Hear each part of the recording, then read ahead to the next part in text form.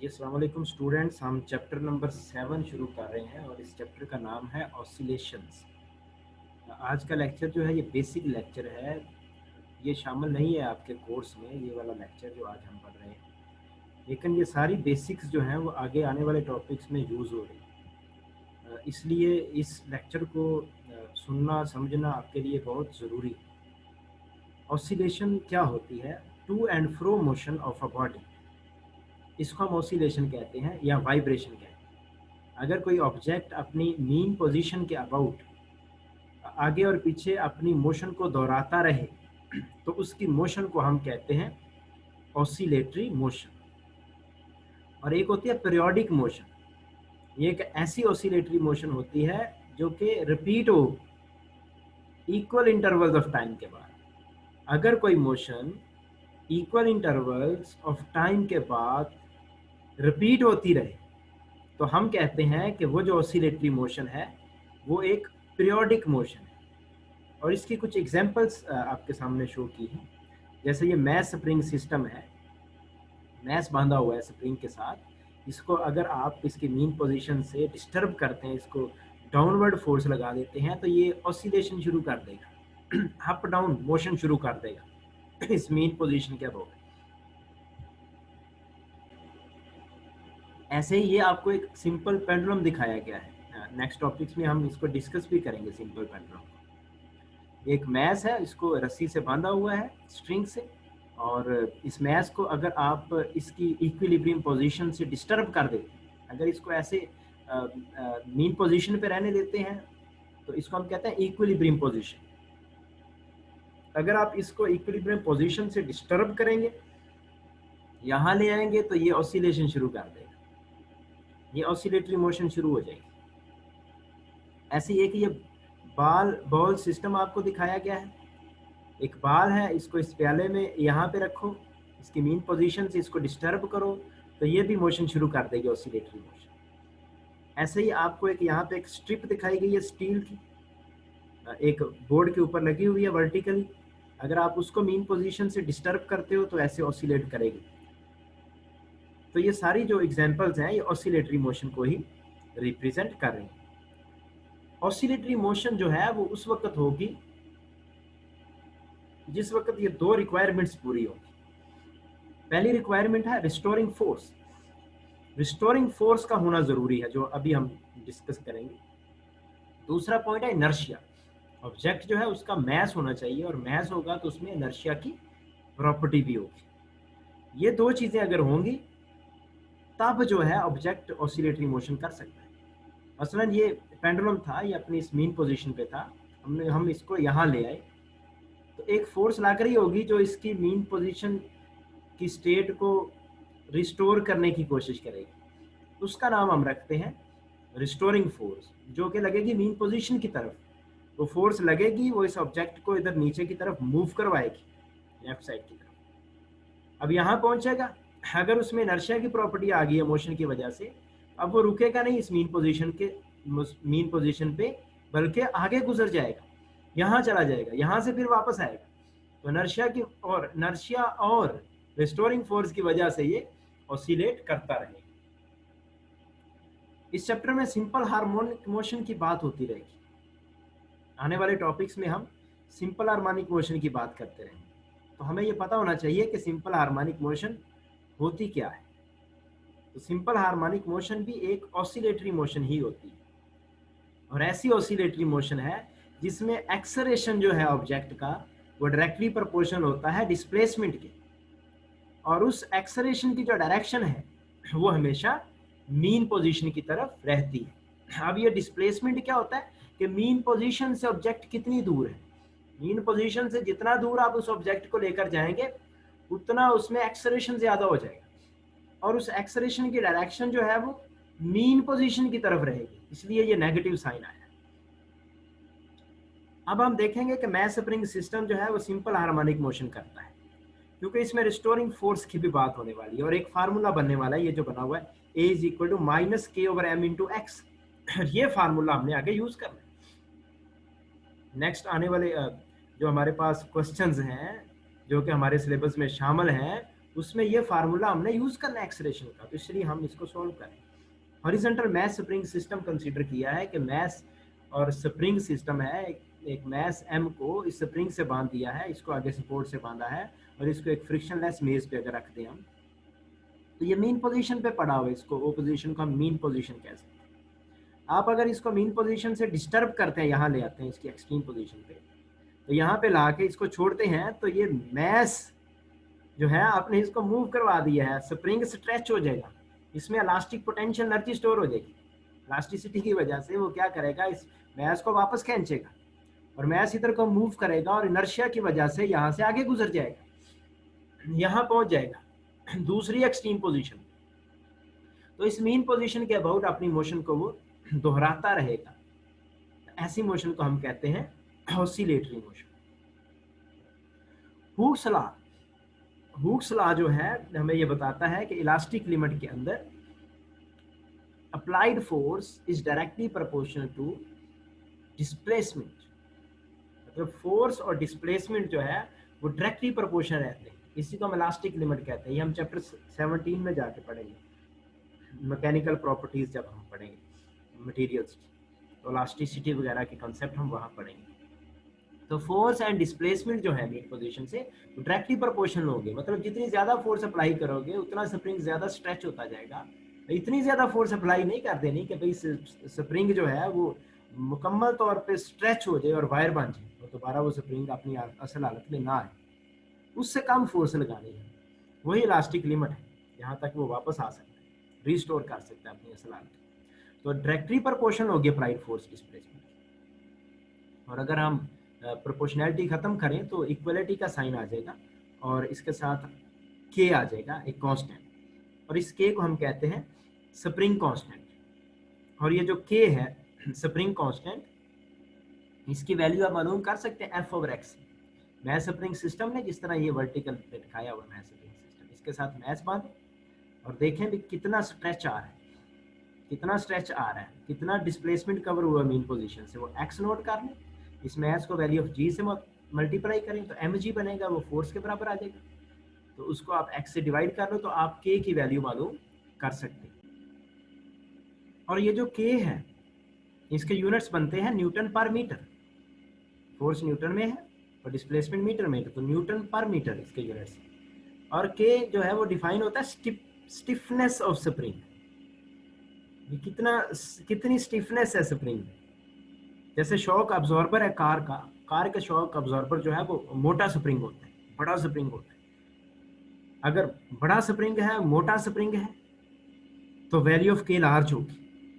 Value of के large कैसे आएगी, ज्यादा फोर्स लगाने से उसमें स्ट्रेच कम प्रोड्यूस हो, एफ की वैल्यू ज्यादा हो, स्ट्रेच कम हो, तो के की वैल्यू ज्यादा आती है। ठीक है, तो मोटा स्प्रिंग जो है, बल्कि स्प्रिंग है, उसके के की वैल्यू लार्ज होगी। जैसे वॉच का स्प्रिंग है, अगर लाइट स्प्रिंग है, स्लिंकी स्प्रिंग है, जैसे लाइट सा स्प्रिंग है, तो उसके के की वैल्यू कम होगी। और फिर आपको पता होना चाहिए कि अगर पैरेलल में लगा दिए हमने स्प्रिंग लगा दिए, जैसे कार में 4 लगे होते हैं, पैरेलल में लगे हुए 4 शॉक अब्जॉर्बर लगे हुए हैं, तो ओवरऑल उसका कांस्टेंट कितना आएगा, आप उनको ऐड कर दो, स्प्रिंग कांस्टेंट्स को चारों को ऐड कर दो, तो इक्विवेलेंट जो आएगा के की वैल्यू वो उनके सम के बराबर होगी। और ऐसे ही अगर सीरीज में लगा दें तो फिर कम हो जाती है value. 1/k is equal to 1/k1 plus 1/k2। ये आपको हेल्प करेंगे आपके जब MD कैट वगैरह के पेपर में आपकी हेल्प करेंगे, हम वहाँ पे डिस्कस करेंगे। अब हम बात कर रहे थे रिस्टोरिंग फोर्स की, हम बात करते हैं कि आपने फोर्स लगाई और ऑब्जेक्ट चला गया यहाँ पे मैस एक्सट्रीम पोजीशन पे चला गया, अब रिस्टोरिंग फोर्स लगेगी जो उसको वापस लाएगी। The force which brings the system back to its mean position is called restoring force. Newton third law ये कहता है कि भाई जितनी आपने फोर्स लगाई है उतनी ही फोर्स जो है वो वापस लगेगी जो इसको रिस्टोर कराएगी। तो restoring force will be equal to applied force, लेकिन डायरेक्शन ऑपोजिट होगी तो माइनस लगा देंगे, तो माइनस के एक्स आ जाएगा। एफ तो था के एक्स के बराबर, तो रिस्टोरिंग फोर्स होगी माइनस के एक्स। और फिर मोशन हो रही है, फोर्स लग रही है, मोशन हो रही है, तो हम न्यूटन सेकंड लॉ को डिफाइन कर सकते हैं, F is equal to M A. इन दोनों को कंपेयर कर लें, दोनों फोर्सेस, रिस्टोरिंग फोर्स और F is equal to M A. यानी कि लेफ्ट हैंड साइड बराबर है तो राइट भी बराबर है, तो एम ए को बेटा इक्वल रख लेंगे माइनस के एक्स, तो एम ए को आप इक्वल रख लेंगे माइनस के एक्स, तो m को इधर डिवाइड कर दें तो a इक्वल आ जाएगा माइनस के ओवर m इंटू एक्स। के भी कांस्टेंट है, स्प्रिंग कांस्टेंट, अब स्प्रिंग ना चेंज करो तो स्प्रिंग कांस्टेंट तो उसका सेम ही रहेगा, हर स्प्रिंग का डिफरेंट हो सकता है स्प्रिंग कांस्टेंट, तो डिपेंड करता है उसकी स्टिफनेस के ऊपर। ऐसे m है, m जो है ये मैस है, और मैस भी आप चेंज ना करो तो ये कांस्टेंट रहेगा, के ओवर m कांस्टेंट, तो a is directly proportional to minus X आ जाएगा, जो एक्सेलरेशन होगा वो डायरेक्टली प्रोपोर्शनल होगा माइनस एक्स के, माइनस का मतलब है डायरेक्शन, एक्स की डिस्प्लेसमेंट, एक्स जो है डिस्प्लेसमेंट जो है उसकी डायरेक्शन हमेशा मीन से एक्सट्रीम की तरफ ही होती है, और एक्सेलरेशन की डायरेक्शन हमेशा एक्सट्रीम से मीन की तरफ होती है, ऑपोजिट डायरेक्शन है दोनों की, इसलिए नेगेटिव साइन है। तो acceleration is directly proportional to displacement and its direction is towards the mean position, तो ऐसी मोशन को हम कहते हैं सिंपल हार्मोनिक मोशन। तो ये फार्मूला बेटा आपने याद रखना है, ए इज इक्वल टू माइनस के ओवर एम इंटू एक्स। अब नेक्स्ट आपको एक डायग्राम ये दिखाई गई है जिसमें ये मीन पोजीशन है और ये एक्सट्रीम पोजीशन है ए, और दूसरी ए डैश एक्सट्रीम पोजीशन है। यहाँ पे डायग्राम से शो किया गया है कि एक्सेलरेशन की डायरेक्शन हमेशा जो मीन की तरफ रहती है वो कैसे रहती है, आपको पता होना चाहिए। ये मीन पोजीशन है, और अगर ऑब्जेक्ट जो है वो मीन पोजीशन से जाता है एक्सट्रीम की तरफ, ऑसिलेशन जब हो रही है, जब एक्सट्रीम की तरफ जाएगा तो उसकी वेलोसिटी कम होती जाएगी और एक्सट्रीम पे जाके जीरो हो जाएगी, तो वेलोसिटी उसकी एक्सट्रीम पे जाके जीरो हो जाती है। एक्सट्रीम की तरफ जाएगा तो डिक्रीज होगी वेलोसिटी, तो एक्सेलरेशन होगा नेगेटिव, यानी कि एक्सेलरेशन की डायरेक्शन जो है वो वेलोसिटी की डायरेक्शन के ऑपोजिट होगी, तो ए की डायरेक्शन जो है वो मीन पोजीशन की तरफ होगी। जब ये इस एक्सट्रीम से इस मीन की तरफ जाएगा तो इसकी स्पीड जो है या वेलोसिटी इंक्रीज होगी, और वेलोसिटी जब इंक्रीज होगी तो फिर एक्सेलरेशन और वेलोसिटी की सेम डायरेक्शन होगी, पॉजिटिव एक्सेलरेशन होगा, तो तब भी मीन की तरफ ही होगी डायरेक्शन एक्सेलरेशन। जब ये इस मीन से इस एक्सट्रीम की तरफ जाएगा तो फिर वेलोसिटी डिक्रीज होगी, तो एक्सेलरेशन की डायरेक्शन बैकवर्ड होगी, यानी कि मीन की तरफ होगी। जब इस एक्सट्रीम से मीन की तरफ आएगा तो फिर वेलोसिटी इंक्रीज होगी, तो वेलोसिटी इंक्रीज होगी तो एक्सेलरेशन पॉजिटिव होगा। और इस पूरी ऑसिलेशन में, पूरी वाइब्रेशन में कितना डिस्टेंस कवर होगा, इस मीन से एक्सट्रीम तक के डिस्टेंस का नाम हम रखेंगे एम्पलीट्यूड, इस एक मीन से एक्सट्रीम तक का डिस्टेंस एम्पलीट्यूड के बराबर। ए के बराबर डिस्टेंस कवर हुआ, फिर वापस आया ए के बराबर 2a हो गया, फिर इधर गया ए, फिर ऐड किया 3a, फिर a ऐड किया तो 4a। एक ऑसिलेशन कंप्लीट हुई है, अभी हमने उसको भी डिफाइन करना, वन ऑसिलेशन, वन वाइब्रेशन क्या होता है, तो वन वाइब्रेशन में कितना डिस्टेंस कवर होगा, 4a के बराबर। आज ही पीपीएससी का भी इम्तिहान हुआ है तो वहां भी ये क्वेश्चन आया कि वन वाइब्रेशन में या वन ऑसिलेशन में डिस्टेंस कितना ट्रेवल होता है, तो एम्पलीट्यूड का 4 गुना होता है, या एक्स नॉट अगर एम्पलीट्यूड है तो जैसे हम पढ़ेंगे एक्स नॉट एम्पलीट्यूड है तो 4x नॉट हो जाएगा 4। तो ये डायग्राम आपको दिखाई गई है बेटा एक्सेलरेशन की डायरेक्शन बताने के लिए। नेक्स्ट पॉइंट है wave form of simple harmonic motion. Next topic में हमने वेव फॉर्म बनानी भी है, तो यहाँ पे इसको डिस्कस कर लेते हैं। नेक्स्ट लेक्चर में ये वेव फॉर्म हम बनाएंगे, उसको डिस्कस करेंगे detail. The curve representing the vibration of displacement with time is called wave form, it is a sine wave. तो सिंपल हार्मोनिक मोशन की जो वेव फॉर्म होती है ये साइन वेव होती है, और ये आप कैसे ड्रा कर सकते हैं, आप हेल्प ले सकते हैं math spring system. Math spring system है, इस मैथ के साथ एक पॉइंटर या बाल पेन मार्कर बांध दिया है जिसकी डायरेक्शन इनटू द पेज, अंदर की तरफ, और अंदर की तरफ पेज एक लगा दिया, पेपर लगा दिया, और पेपर को आप क्या कराएं, मूव करवाना शुरू कर दें इधर लेफ्ट साइड को, और इस मैथ स्प्रिंग सिस्टम को ऑसिलेट करवा दें। मैथ स्प्रिंग सिस्टम जब ऑसिलेट करेगा तो इसके साथ मार्कर अटैच है, पॉइंटर अटैच है, वो भी ऑसिलेट करेगा, वो अप डाउन लकीर लगाता रहेगा। अगर ये पेपर मूव करना शुरू कर दे इसके नीचे तो वो लकीर वो अप डाउन मूव करेगा, पेपर इधर को लेफ्ट साइड को मूव करेगा, तो ऐसे वेव बनना शुरू हो जाएगी। तो इस तरह की वेव बनेगी मीन से एक्सट्रीम की तरफ, फिर मीन की तरफ, फिर दूसरी एक्सट्रीम की तरफ, फिर मीन की तरफ। तो ये साइन वेव ऐसी ही होती है। जीरो से शुरू होती है, मैक्सिमम पे होती है, फिर जीरो पे, फिर दूसरी साइड पे मैक्सिमम पे, फिर जीरो पे। तो इसको हम कहते हैं साइन वेव।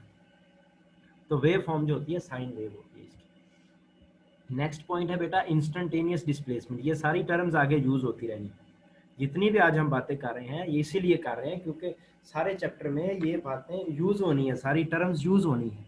तो इसलिए आपको यहीं पे ही इनको देख लेना चाहिए, समझ लेना चाहिए, आगे काम आएंगे। तो इंस्टेंटेनियस डिस्प्लेसमेंट क्या होता है? Instantaneous displacement, its value is zero at mean position और its value is maximum at extreme position. भाई कोई ऑब्जेक्ट ऑसिलेट कर रहा है तो किसी भी इंस्टेंट पे उसका जो डिस्प्लेसमेंट है उसको हम कहते हैं इंस्टेंटेनियस डिस्प्लेसमेंट। ये मैथ स्प्रिंग सिस्टम ऑसिलेट कर रहा है किसी टाइम पे, यहाँ पे उसका इंस्टेंटेनियस डिस्प्लेसमेंट एक्स इतना होगा, यहाँ पे चला जाएगा, ज्यादा से ज्यादा इंस्टेंटेनियस डिस्प्लेसमेंट कितना हो सकता है? मीन से लेकर एक्सट्रीम तक के बराबर हो सकता है। और कम से कम कितना हो सकता है? यहाँ से जब गुजरेगा मीन पोजीशन से तो जीरो हो जाएगा। तो इंस्टेंटेनियस डिस्प्लेसमेंट जो है वो मीन पोजीशन पे जीरो होता है, याद रखना है, और एक्सट्रीम पे वो मैक्सिमम हो जाता है। और मैक्सिमम जो इंस्टेंटेनियस डिस्प्लेसमेंट है उसकी वैल्यू का नाम हमने रखा हुआ है एम्पलीट्यूड। तो जो भी ऑसिलेशन हो रही है वो ज्यादा से ज्यादा कितनी दूर तक ऑब्जेक्ट जाता है मीन पोजीशन से, तो उसका नाम रखा हुआ amplitude. Maximum value of displacement from mean position is called amplitude. इसको हम एक्स नॉट से रिप्रेजेंट किया करेंगे और इसके हम फार्मूले भी बनाएंगे इंस्टेंटेनियस डिस्प्लेसमेंट के। वाइब्रेशन क्या होती है? One complete round trip of a body about it's mean position. एक कंप्लीट राउंड ट्रिप हो जाए, एक चक्कर लगे, मतलब यहाँ मीन से मोशन शुरू हुई है पहली एक्सट्रीम तक, फिर वापस मीन तक आए तो आधी जो है वो वाइब्रेशन कंप्लीट होगी, फिर यहाँ से दूसरी एक्सट्रीम तक जाए, फिर वापस मीन तक आए, तो एक चक्कर कंप्लीट होता है ऐसे। तो इसको हम कहते हैं एक वाइब्रेशन हुई है, एक साइकिल मुकम्मल हुआ है, ठीक है, एक ऑसिलेशन हुई है। ऐसे ही वन वाइब्रेशन में कितना डिस्टेंस ट्रेवल होता है? 4 times the amplitude. One vibration जब होगी ऑब्जेक्ट मीन पोजीशन से एक्सट्रीम तक आएगा, एक्सट्रीम से वापस मीन तक, मीन से दूसरी एक्सट्रीम तक, दूसरी मीन से फिर वापस मीन तक, फिर ये मोशन रिपीट होगी, तो 4 गुना होगा एम्पलीट्यूड। ऐसे ही टाइम पीरियड क्या होता है? टाइम पीरियड होता है time required to complete one vibration. एक वाइब्रेशन के कंप्लीट होने में जितना टाइम लगेगा उसको टाइम पीरियड कहते हैं, उसको हम कैपिटल टी से रिप्रेजेंट किया करेंगे। नेक्स्ट पॉइंट है फ्रीक्वेंसी। फ्रीक्वेंसी होती है number of vibrations completed in 1 second. भाई एक सेकंड में कितनी वाइब्रेशन हो जाती है, इसको फ्रीक्वेंसी कहते हैं। इसके यूनिट्स हर्ट्स भी हैं, पर सेकंड भी हैं, साइकिल्स पर सेकंड भी हम कहते हैं, ठीक है, ये वाइब्रेशंस पर सेकंड भी हम कह सकते हैं। और फ्रीक्वेंसी और टाइम पीरियड का रिलेशन है F is inversely proportional to T, बल्कि हम कहते हैं कि reciprocal of time period is called frequency. 1/t is equal to F. मतलब टाइम पीरियड अगर 1 सेकंड होगा तो फ्रीक्वेंसी 1 हर्ट होगी, टाइम पीरियड अगर 2 सेकंड होगा तो फ्रीक्वेंसी 1/2 हर्ट होगी, यानी कि 0.5 हर्ट्स होगी, ठीक है। ऐसे ही हमारे पास पॉइंट है angular frequency omega. If t is the time period of a body executing simple harmonic motion, angular frequency is omega is equal to 2 pi over t। ये जो एंगुलर फ्रीक्वेंसी है ना बेटा, ये एक्चुअली सर्कुलर मोशन की property आपको पता है, और एंगुलर फ्रीक्वेंसी एंगुलर वेलोसिटी जैसे हम लिखते हैं, तो क्या होती है? Rate of change of angular displacement, ऊपर एंगुलर डिस्प्लेसमेंट, नीचे टाइम। अगर एक चक्कर कंप्लीट होता है तो एंगल कितना कवर होगा? 2 पाई। एक चक्कर कंप्लीट होने का जो टाइम है उसको टाइम पीरियड कहेंगे, तो 2 पाई ओवर टी को हम कह सकते हैं एंगुलर फ्रीक्वेंसी। तो एंगुलर फ्रीक्वेंसी जो है वो 2 पाई ओवर टी, और आपको पता है 1/t जो है एफ के बराबर होता है, तो एंगुलर फ्रीक्वेंसी इक्वल हो जाएगी 2 पाई एफ। चूंकि हमने नेक्स्ट टॉपिक जो पढ़ने हैं उसमें एंगुलर फ्रीक्वेंसी को यूज करेंगे हम, क्योंकि हम ऑसिलेटरी मोशन को या सिंपल हार्मोनिक मोशन को हम रिलेट करेंगे किसके साथ? सर्कुलर मोशन के साथ। तो इसलिए सर्कल में घूमेगा ऑब्जेक्ट तो उसकी एंगुलर फ्रीक्वेंसी होगी। तो एंगुलर फ्रीक्वेंसी और लीनियर फ्रीक्वेंसी का ये रिलेशन है बेटा, omega is equal to 2 pi F, और ओमेगा ओवर एफ जो है वो 2 पाई के बराबर होता है। एमसीक्यू आता है कि ओमेगा और एफ जो है उसकी रेशो किसके बराबर होती है? तो 2 पाई के बराबर होती है। एंगुलर फ्रीक्वेंसी और लीनियर फ्रीक्वेंसी की रेशियो क्या होती है, 2 पाई के बराबर, ओमेगा ओवर एफ 2 पाई के बराबर होती है। तो ये था आज का बेसिक लेक्चर, इसको आप ध्यान से सुने, समझें, सीखें। नेक्स्ट यही टर्म सारी जो है आने वाले लेक्चर्स में यूज होंगी। अल्लाह हाफिज़।